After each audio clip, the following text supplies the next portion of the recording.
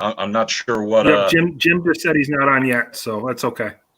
Okay. And we're live. We're live, guys. So to the June 2020 board meeting.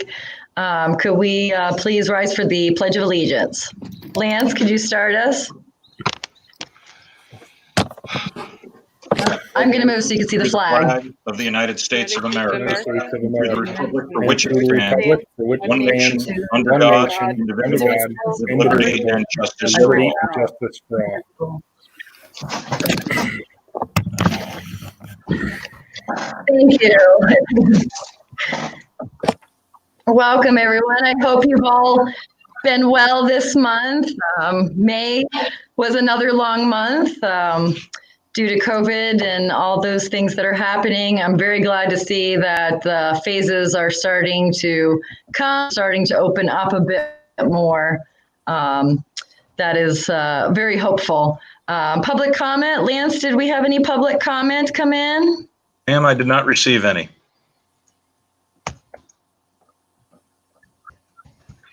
Thank you. So we will go right ahead to the motion to approve the May 6, 2020 board meeting minutes as written.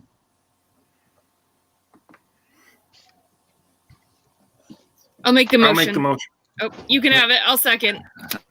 Okay. Okay. Steve.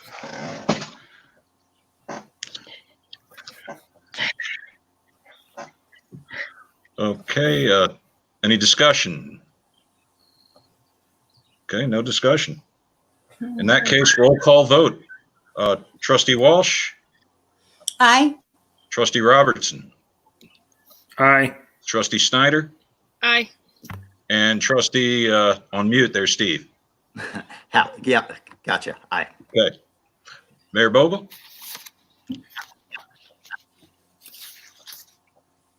Aye. Okay, all aye. All right. So we will go right on to the treasurer's report. I'm getting some serious lag. I hear Lance in the other room before I hear him on the computer. All right, so you look in there, the treasurer's report is in there. You should see all the bills for the month. This is also that month where we end, and then a couple days in June are on this as well. But then when Lance or Les goes to do the separates out which ones go to the prior year and which ones on the current year. So right now you'll see just the year to date as it stands now.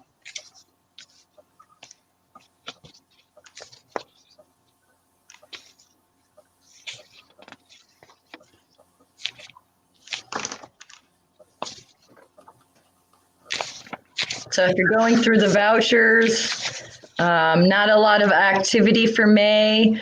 I know the fire department had multiple items that needed to be purchased in May, but their vendors who usually provide them were all delayed due to COVID. So some of those bills are going to be coming in June and possibly the beginning of July, which is still acceptable because it's before the time that Les does the AUD.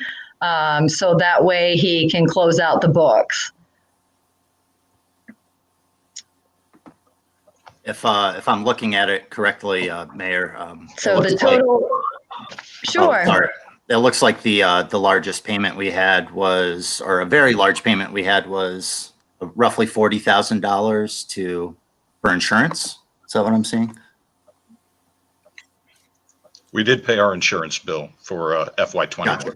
Okay, gotcha. That's what it said. Thank you. Yep. Yeah, we make that final insurance payment in May.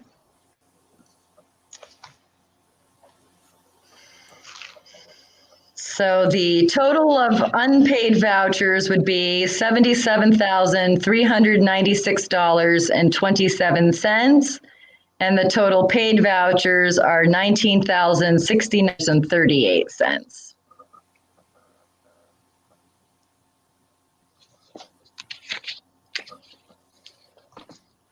I'll make the motion. Okay, I'll second. okay, so we have a motion from trustee Halleck and a second from trustee Walsh. Okay, roll call vote. Trustee Walsh, Aye. trustee Robertson, Aye. trustee Snyder, Aye. trustee Halleck. Aye. Okay, and let's say this, and Mayor Bogle. She's over in the other room there. Aye. Okay, motion carries. Thank you, ma'am. Thank you.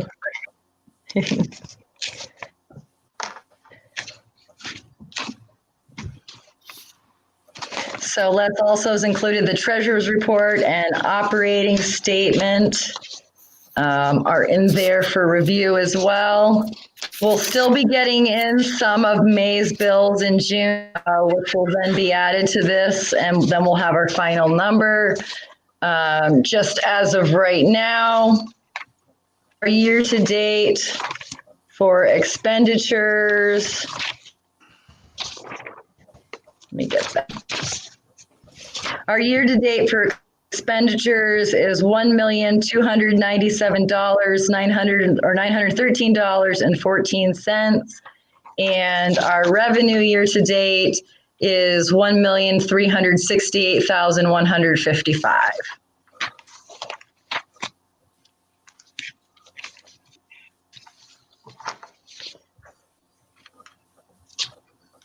All right, we'll move on to, so my month is pretty much boomed with getting everything, all the rules and regulations that we need in place, to start opening some of the services that we have originally closed. I would like to get us back in the boardroom for next month. I'm waiting to see if that looks like the public can attend those, and just trustees and the department heads, and then record those for the public to view like we're doing, or if we can have a certain capacity of people in this room. So we're still waiting for direction on that. Unfortunately, when they open the different phases and put out the standards, they don't always list the government there or emergency agencies.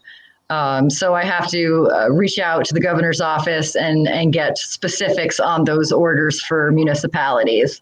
Of course, I would never, force anyone to come back into the room next month. If they so chose to stay home, we can definitely do that. Some of you want to come in, some are more comfortable. We could actually have a conference call and have you on conference. I know White Creek, they've actually been doing 3 at meeting and then 2 that chose to call in. And I've watched some of their meetings on Facebook Live, and that seems to work really well. So that's something that we can look to for July. I wonder Also too. getting things back on track for the firehouse project. Yes. Well, I was just wondering if it's possible to find a bigger space for a little while too, so that we could be together but have more space. I don't know exactly where that would be, but that might make the transition easier too. Yeah, I can find out what the requirement is. I know they typically base the number off the capacity that the room is allowed to hold. So this room right here is situated for 65 people. Honestly, I don't know how you'd get 65 people in here for, normal circumstances. I thought of outside too. Maybe we could sit out in the back area. There's picnic tables there. So I was going to look into maybe we could do that as well. That'd be great. And Mayor, also, No. and when we get back to a normal and we're all in the same room, is there any possibility of us continuing to videotape or record the meetings live for people to watch and later if they want to?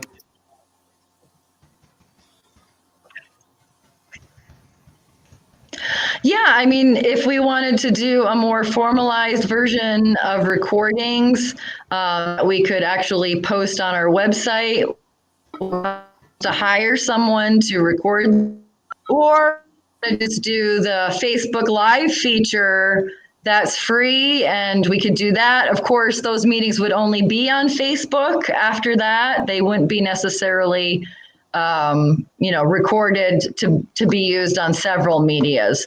But that's something we can definitely look into. Yeah, White Creek has been using Facebook Live. I've watched them. It's good to watch. Facebook Live. Yeah. Makes it easy to see. Yeah. It's really nice to have that for the public who can't make it in person to go watch those if they so wish. Right. So those are nice. Yeah. Also, it's getting the firehouse project back on track. Working with CT Mail now to figure out where this puts for the September vote, and what 6-month delay has done to the project. If there's costs, additional cost, etc., because of that delay, or if we're still in the same position we were in March. I would like to, once we get firm information, to start rolling that back out to the public so that they can be aware of what those changes are, particularly with the finances.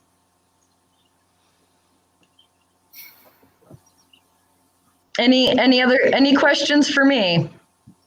Is there any update on, I know you've been working with National Grid on the street lamp. Is there any update that we should share with the public on that?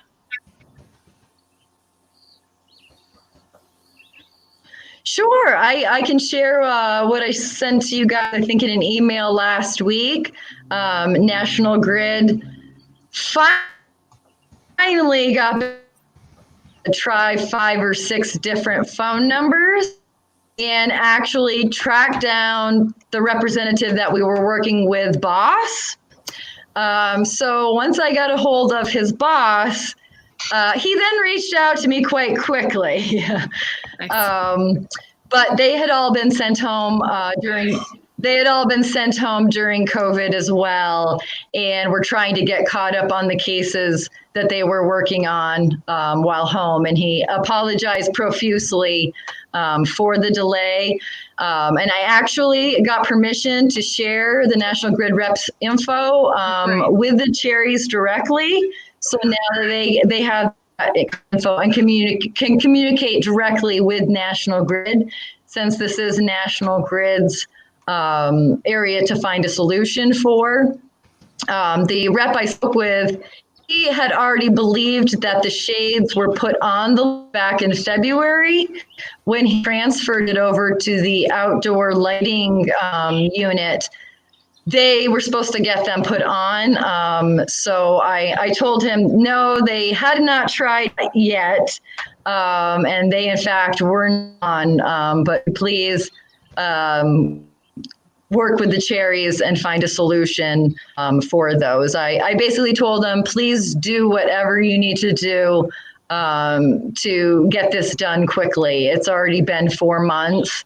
So something needs to happen now. Whether that's shades or other means, or take the bulbs out and the old ones back as were original, whatever they can do to ease that situation is what I asked of them. That's great. Thank you so much. Welcome. Any other questions before we move on?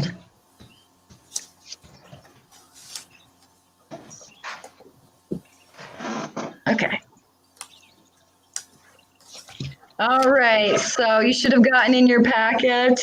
You'll see up first, Fire Chief Tom Gray sent a report. They did do the bid on the chief vehicle is out and just waiting for confirmation from the fire department that's selling it that Cambridge was selected for that. He put in there also, we have a lot of bills that will be late due to COVID. They slowed down many of the orders. The CFD has started hands-on training. Again, they started that 2 weeks ago.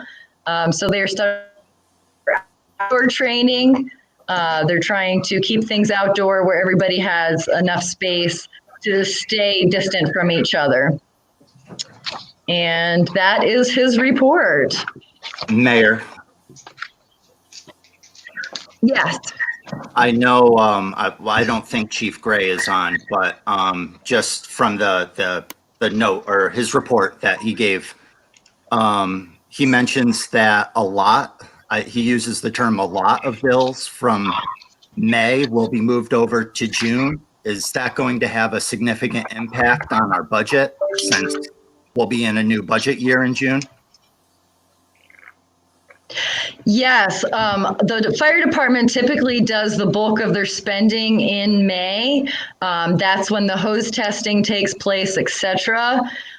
So May is the largest month. If you look on the operating statement, you can see they are still way under what the budget was, and that's why. But the bills come in June or even July, we can still apply those numbers to the year that they were supposed to be in. They don't necessarily have to count toward a new budget year. The only time we can't do that is after we complete our annual update document, and that resets the system for the new books. Sure. So that's usually the end of July. Excellent. Thank you. You're welcome. DPW report is in there. Maddie included a lovely postcard that they got from a resident, just thanking them for responding to a letter that she had sent and her observations of some things she wanted to see them work on and challenges and other issues. So that was really wonderful to see that. And Maddie included all the mileage for the vehicles, etc. And he says, I'll read his report. We did several activities to the village streets, including finishing up leaf and brush pickup, and dumped the village trash cans weekly. Final brush pickup was around May 14th. They hung the American flags on the power pole, and they took the blade off the tractor and put on the broom. Cleaning and sweeping the village, starting weekly. The new salt barn has been complete, and they've cold patched holes in the village. They also rehung park closure signs, were taken down or blew away. Sometimes some people had taken some of the signs off the playground, etc., down, and they rehung those. They have the lawnmowers all ready to go and have been mowing. And he has a list here, issues for discussion. He would like us to make the point that no more brush is to be on the streets until October 2020. If there's any resident that has brush, they can take it to the brush pile on Monday through Thursday, which is the DPW's operating hours, from 7 a.m. to 4 p.m. on those days. He put Friday on here as well. He wants to stress that is for village taxpayers only. He's beginning to see some out of town traffic in the brush dump again, and would like to remind the public that it is for villagers only, and it is for grass clipping, leaves, and small branches. Is there any kind of fine if an out-of-towner or a non-taxpayer is caught using the village dump? I believe we can do a fine because it would be considered illegal dumping, even Right. though it's yard waste. But it's catching them in the act. That's the trick. Usually people see them coming out or, already have left and then reported it to us, which is a little late for that. And just And He just from did two here. a terminology standpoint, it is the village brush pile. We don't want to use the word dump because then it gets Yeah. regulated like a dump, and we don't want that. Fair enough. Thank you. Right. Semantics. Yes. Also, I want to bring to attention that with everyone out walking, just a reminder that everybody needs to clean up after their pet. Please don't let them walk on private property. And also that the public spaces are not for the animals to use.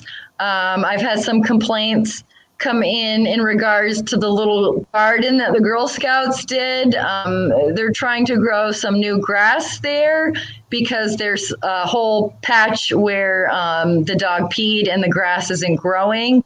So just a reminder that the little garden is not for pets.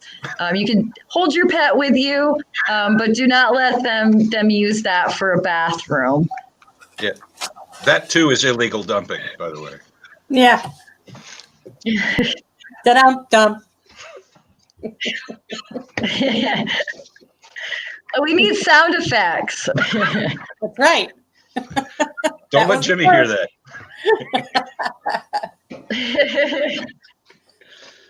He'll sing. Moving on, we'll move on to the we'll move on to the police department. So you'll see the report in there. The officers submitted 16 reportable cases to Department of Justice in May, which brings the yearly total to 74. A total of 8 people were arrested in the month of A for a total arrests of 37. Officers handled 54 calls of service for May, with the total being 211. There was 1 motor vehicle accident investigated, and that's the 8th motor vehicle accident for the year. A total of 22 traffic tickets were issued for 114. Morgan Fisher, you'll see on there. Yes. I'd like to say something to commend Sergeant Danko in how he handled the large amount of people and how he handled himself yesterday. It was a class act. Hear, hear. Yeah, agreed. He Absolutely. handled himself so well. Absolutely.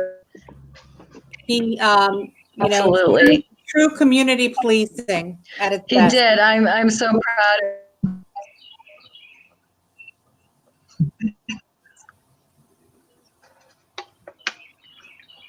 Absolutely. He just did an amazing job. We're both breathing a sigh of relief that it is now over. Yeah. The 3 days leading up to yesterday were quite stressful. Sunday night, we started receiving different reports of things that could potentially happen here, threats that could potentially happen. And they may be rumors, but anytime we receive that, we have to treat it like it may not be a rumor. Yes. And prepare for that. Threats So from whom? I'm very glad to see that. No, just sending threats, not threats directed at us, just letting us know that there could be the threat of additional parties that were non-village residents coming different. So we had to take those into account and planning for yesterday. I'd like to thank the Washington County Sheriffs and State for Police for that. They did a great job being here on hand if that need arose. It was a beautiful, wonderful day, and there were no issues apart from just a smaller issue about 7:45-ish. That I ran outside for because I lived right there and watched it, but that was handled and taken care of, and it was a good day, and I'll breathe a little extra sigh of relief in 7 to 14 days when we know that there's no outbreak of COVID in the village. having a high concentration of people together, it's a little scary right now. But I'm very happy to see everybody social distancing and wearing masks. So it was a good day. It was actually what a true protest should be. Back Peaceful.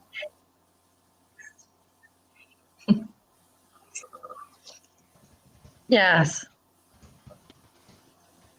So back to the report. So you'll see in there, Les has a motion to hire Morgan Fisher as a part-time police officer trained at a rate of $57 an hour. Back in December, he is the officer that we sponsored for Academy, and Academy on at SUNY Canton had abruptly because of COVID and transferring to on-site training. So he is still finishing off the last of that training. Can happen with the department that sponsored him, which is us. But the verbiage that needs to be on there is different than the verbiage that we had done. So if you'll see, it says hire as opposed to sponsor. And that's the only way he can complete his on-site training is by having that here. So you need a motion? Yep, the motion as written is hire Morgan Fisher as a part-time police officer Yes. trained at a rate of $15.27 per hour. I'll make that motion. Okay, so we have a motion from Alex. Do we have a second? I'll I'll second. second. All I right, beat you, and you're not Amy. even here together, so you can't arm wrestle to see who gets the second. I'll give it to Amy. Okay. Yeah. Okay, any further discussion? Hearing none, roll call vote. Amy? Aye. Trustee Robertson? Aye. Trustee Snyder? Aye. Trustee Halleck? Aye. Okay, and Mayor Bogle? I should have yelled it to the other room. Yeah. Aye. Okay, motion carries. Thank you, ma'am.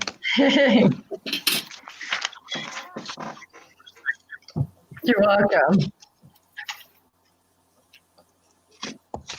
And moving along, youth, you'll see in there, Lindsay had done up a report.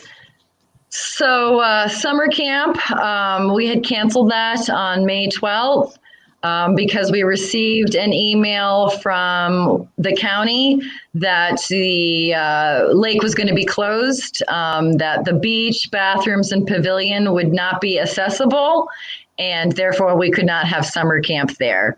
They have since, I don't know if you've been following along in the newspapers, county actually ended up doing a back and forth on that one, and then is actually going to those things on June 13th. But the exec order from Governor summer camps did not happen until yesterday, in which they can open after the 29th of June, but they still have not released what criteria or Department of Health rules. So that would have been cutting it very close to being able to actually run camp this year. That would have started after the 4th of July. I've gotten a lot of feedback from families who were holding out hope that we could still make. And I am very sorry to the public that is not going to happen here. Note, the beginning, hopefully by the beginning of July, we can be able to start offering programs out of the youth center again. Waiting for direction on that as opposed to what programs. So I think we're shifting toward offering some daytime activities for the kids to come to there. That might be something nice for the parents to bring their children to. Again, we're waiting as far as Department of Health, how many we can allow in per time to be able to do that.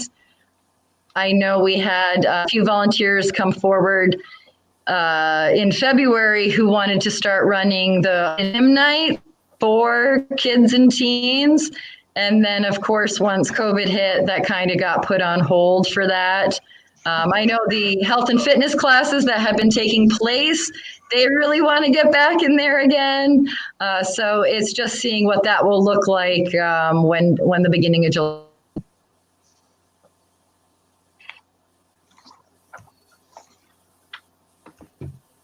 Are we going to have to hire some sort of special cleaning crew to go in there and just completely clean the place before we can open it? And are we going to have to constantly do that as we keep it open?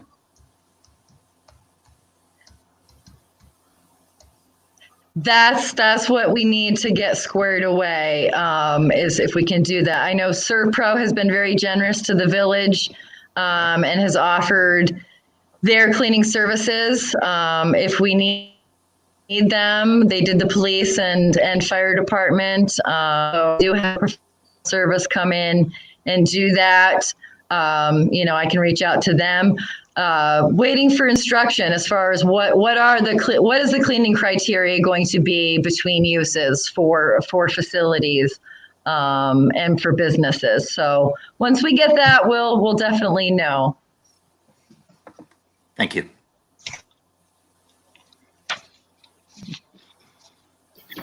You're welcome.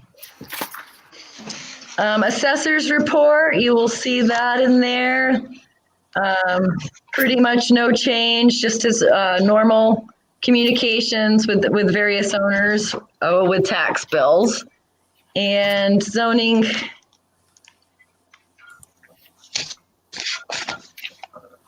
enforcement, you'll also see that in there as well. Just a couple items that handled, questions about pools, some decks, etc. And the zoning board of appeals and planning board. No meetings. Didn't see the fillers in there. Yeah, those are pretty quiet on that front as well. And attorney, waiting for Cara is with us. Hi, good evening. Unless you have any questions for me, I really don't have anything to report. We're finally back in the office as of today. So I didn't make it there today, but I'll be there tomorrow. So I'll follow up with Josh Lindy, who's handling the tax matter, and just try to get that resurrected. But if there's any questions for me, I'm happy to answer those.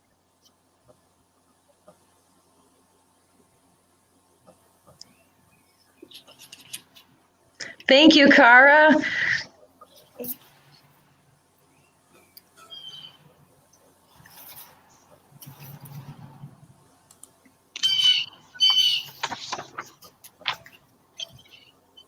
Look, I think we have to. Alex, I hear the birds behind you. That's wonderful. I've named them. Oh, Been spending a lot of time back here. Do you have any sparrows? No, Penelope is a tufted titmouse, Oh, okay. but her babies hatched the other day.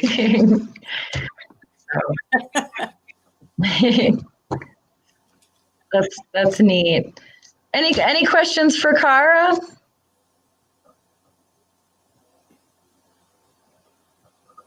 All right, thank you so much. I'm sure we'll be communicating as normal with different things as they arise. Thank you so much. And historians report. Jeannie, blink me back in. Oh, I'm back. Oh, there's Lance. Wait till he. I'm back. Oh, what happened here? Is he coming back? There he is. Historian, very minimal. Librarian. The library is supposed to be able to start doing curbside pickup on June 8th. So I know Christina was very excited about that, to be able to start opening up some of the library services again. Has Do you know- anyone, Go ahead, Steve. sorry, Alex, thank you. I was just curious if anyone had received their absentee ballot in the mail yet for voting on school Yeah. taxes. Yes, And yes. I was curious, did the library Yeah. ask for the amount that we have in our budget, the 55,000 from school taxpayers?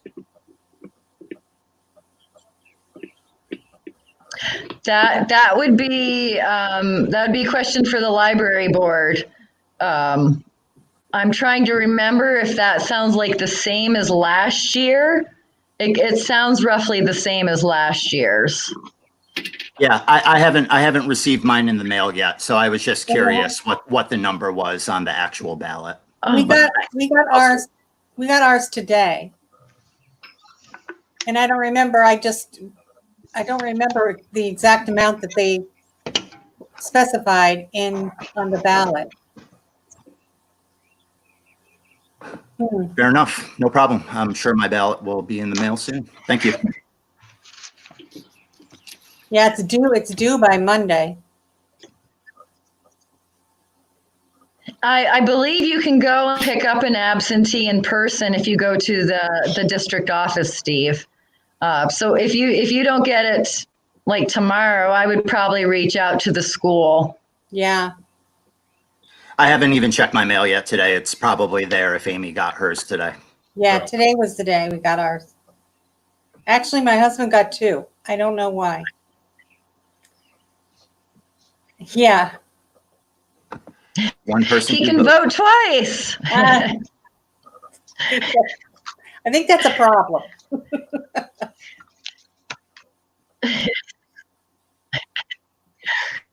What leads of doing large scale absentee voting? Right. Yeah.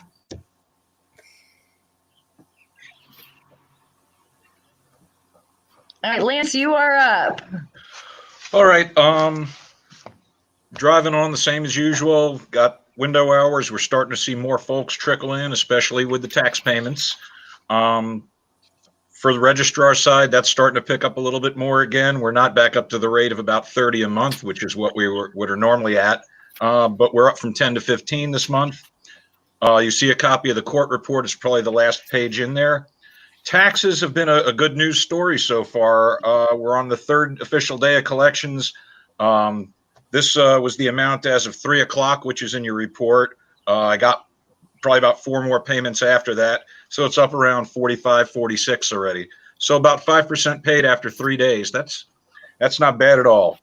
Mayor forwarded me something out of NICOM that the governor is offering the opportunity for local municipal leaders to request an extension of 21 days past the normal pay without an interest payment, which would push July 21st being the last day that residents can pay without payment as opposed to June 30th. As with many things, as the mayor has already pointed out, where her office coming from is we're getting a lot of descriptions of what's going to happen, but nothing about the how or the mechanism for making it happen. So I've already shot a note to Real Property Tax Services at Washington County, Laura Chadwick, who's been very, very helpful. And I basically said, hey, what do we need to send you to make this happen? My guess is at county, they're also jumping through their keister trying to figure out, okay, the governor said this is going to happen. Now, how do we do it? So I'd rather let them bird dog the information because they've also got the village of Greenwich and other villages within the county. So we can't be the only ones asking about it. Right. Last thing, rescheduled election. Once again, we know what's supposed to happen on what date. We still haven't been given the checkpoints along the way to actually make it happen. So we still have a bunch of absentee ballots here locked up in a safe. We'd love to know if we can use those for the September election. More to follow. Pending your questions, that's my report, ma'am. Can I go back to the Thank you. taxes for a second? Please. So, and I don't know if this is a question for you or for the mayor or for Cara, but we got an inquiry in from David from Hubbard Hall, and so I Who's that? anyway, so and the mayor said something about that the governor may be considering additional something or others, and I don't. Yeah, I haven't seen it. This may be the something or other. Okay, but about taxes and about like local businesses that are struggling, and any ways to grievance night was in February, which was obviously before all this happened, and if there's any sort of conversation about reopening those conversations through official channels. Well, grievance was about assessment, so I'm not sure reopening grievance would help. But as far as other mechanisms for relief, I'm keeping my ear to the ground, as is everyone else. Mayor, have you got any more on that? Right. Yeah, Bill and I had chatted about it, and he had seen the same emails that were sent, and I just haven't been able to email David until I found out yesterday the info about seeking an extension on the interest period. So that way, if there were those that couldn't pay their taxes in June, at least they'd have an additional 21 days. Yeah. In regards to reducing or lowering or amending the amount of their assessment that impacts your tax bill, we legally can't do that right now. And that's a mechanism actually is to protect us from receiving requests after grievance, so that we're not in the position of changing the tax bill for one resident and not for others. We have to be offering thing to everybody. Yes, of course. But what I also did find out too, and I know a number of our congressmen have been posting it on their walls. The federal government did do that small loan fund for businesses who are struggling to be able to stay open. They can get those loans that will help cover their operating expenses during this time. So that could be an avenue that could be pursued by David as well. Yeah, it eventually has to be paid back. Right. I know Hubbard Hall did that, but that runs out in June, and they've lost one and maybe are about to lose their other tenant as well. And I'm sure I know other Main Street businesses have heard this. And what I'm hearing from Main Street businesses is this is about to get real fast. And so we need to go through real policies, but it seems like what we knew when people would have grieved in February is not where we are now. So anything we can do to float it up the chain to find fairer ways to reassess these and save our Main Street, because I think it's in a really dangerous place.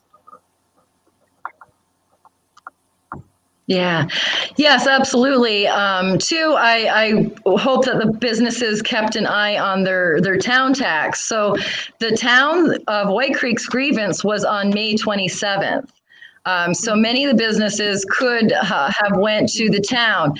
The town is what impacts your school tax as well, because the school uses the town's assessment and is the larger chunk of your tax bill. When I was looking at the property in regards to that bill, the larger portion is the county, town, and school tax on that. So it's very unfortunate that a number of these businesses didn't see that May 27th was the town's grievance, because that right there would be a huge chunk of that bill that would change due to that. So it's, our businesses are in a tough spot. They're really in a very, very tough spot, and is trying to find the resources or look at any ways that we could help them economically. It's very hard because we are limited in capacity as far as what we can do or what funds we have available.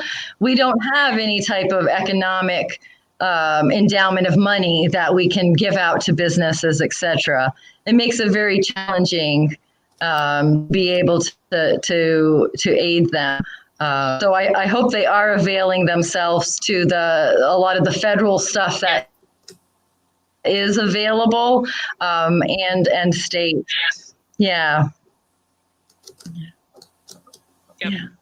Yeah, I mean, I don't know that it's going to be enough. But, so we have to all look through all vehicles and all avenues, and hopefully more will be coming down through the federal government. Absolutely. Yeah, absolutely. Absolutely.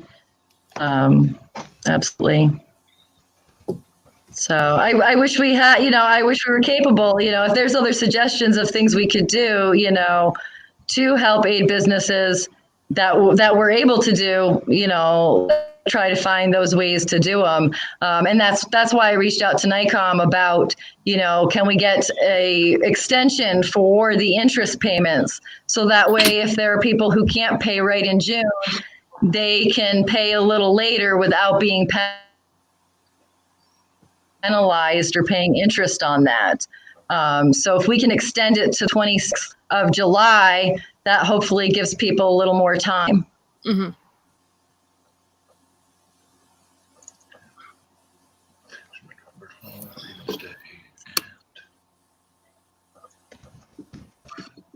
That's the end of my question. Thank you. All right. I think you're welcome. All right. If you have anything else, I know we don't need an executive session for tonight, although those would be really tricky to have on here. But